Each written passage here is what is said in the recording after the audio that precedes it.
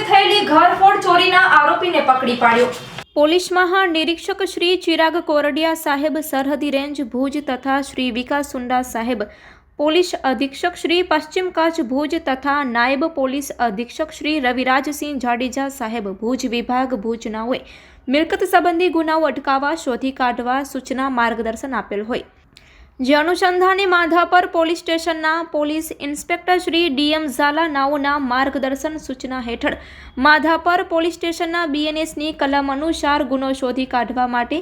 સૂચના આપવામાં આવી હોય, જે ગુના કામે આરોપી તથા ચોરી થયેલ મુદ્દામાલ બાબતે માધાપર પોલીસ સ્ટેશનના police sub inspector Shri VG Parmar તથા હેડ કોન્સ્ટેબલ ભગીરથસિંહ એ જાડેજા તથા હેડ કોન્સ્ટેબલ રામજીભાઈ કે બરાડિયા તથા હેડ કોન્સ્ટેબલ ભરતભાઈ ગોસ્વામી તથા પોલીસ કોન્સ્ટેબલ કલ્પેશભાઈ કે ડોડિયાતર એ રીતના સ્ટાફના આરોપીની શોધમાં હતા। તે સમય દરમિયાન પોલીસ ઇન્સ્પેક્ટર શ્રી ડીએમ ઝાલાનાઓને બાતમી હકીકત મળી હતી કે સદર ગુનાઓનો આરોપી ભીડ નાકા પાસે આવેલ ગલીમાં બેઠેલ છે, જે હકીકત આધારે સ્ટાફ સાથે તાત્કાલિક બાતમીવાળી જગ્યાએ પહોંચી આરોપીને કોડન કરી આરોપીને તારીખ 18 જાન્યુઆરી 2025ના રોજ પકડી ગુનાના કામે અટક કરી કાયદેસરની કાર્યવાહી હાથ ધરવામાં આવેલ છે।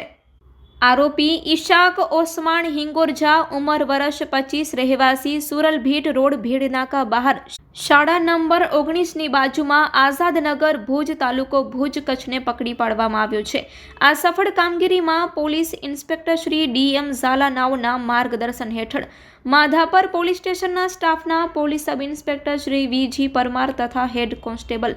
ભગીરથસિંહ તથા હેડ કોન્સ્ટેબલ રામજીભાઈ તથા હેડ કોન્સ્ટેબલ ભરતભાઈ તથા પોલીસ કોન્સ્ટેબલ કલ્પેશભાઈ નાઓ દ્વારા સફળ કામગીરી કરવામાં આવેલ છે। આરોપીનો ગુનાહિત ઇતિહાસ પણ છે।